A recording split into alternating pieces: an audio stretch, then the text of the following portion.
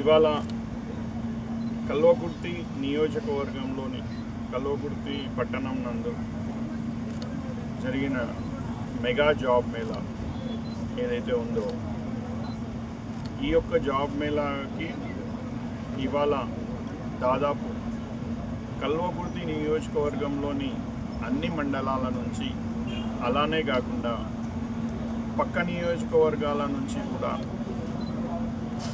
నిరుద్యోగ యువతీ యువకులు దాదాపుగా 1500 మంది రావడం జరిగింది. ఈ యొక్క నిరుద్యోగ యువతీ యువకులు engineering, MBA, MCA, degree, inter, ITI, polytechnic, nursing, 10th pass fail దాదాపుగా వివిధ క్వాలిఫికేషన్స్తోని రావడం జరిగింది. వారికి దాదాపుగా అవకాశాలు 68 కంపెనీలు వివిధ రంగాలలో, అందులో engineering, manufacturing, insurance, finance, ecommerce, health care, hospitality industry,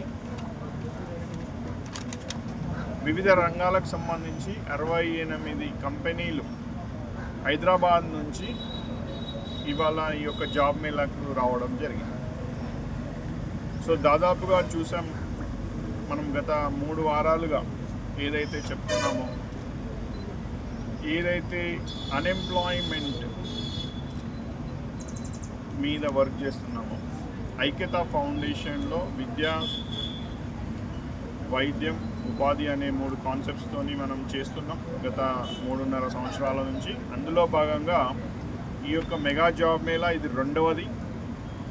so unemployment rate మీ అందరికీ తెలుసు. ఇప్పుడున్న ప్రస్తుత పరిస్థితులలో చాలామంది గవర్నమెంట్ ప్రభుత్వ నోటిఫికేషన్స్ కోసం చూస్తున్నారు, వస్తున్నాయి. కానీ ఎవరైతే ప్రభుత్వ నోటిఫికేషన్స్కి అర్హులు లేరో అవకాశం వాళ్ళందరికీ రాలేదు, వాళ్ళ కోసం ఇలాంటి జాబ్ మేళాలు మనం చేయడం జరిగింది ఇక్కడ. సో దాదాపుగా మీరు చూసినట్టయితే ఇవాళ వచ్చిన 1500 మందిలో దాదాపుగా షార్ట్ లిస్ట్ అయిన వాళ్ళు ఒక 400 మంది ఉన్నారు. సో 160 మందికి ఇక్కడ డైరెక్ట్గా ఇచ్చాం. ఆఫర్ లెటర్లు ఇవాళ వచ్చినాయి. 62 మందికి ఆఫర్ లెటర్స్ వాళ్ళకి ఈ వీక్లో వస్తున్నాయి. సో 220 నుంచి 230 మందికి ఆల్రెడీ వాళ్ళు చెయ్యాలి అనుకుంటే వెళ్ళి జాబ్లో జాయిన్ అవ్వచ్చే అవకాశం ఇవాళ వచ్చింది.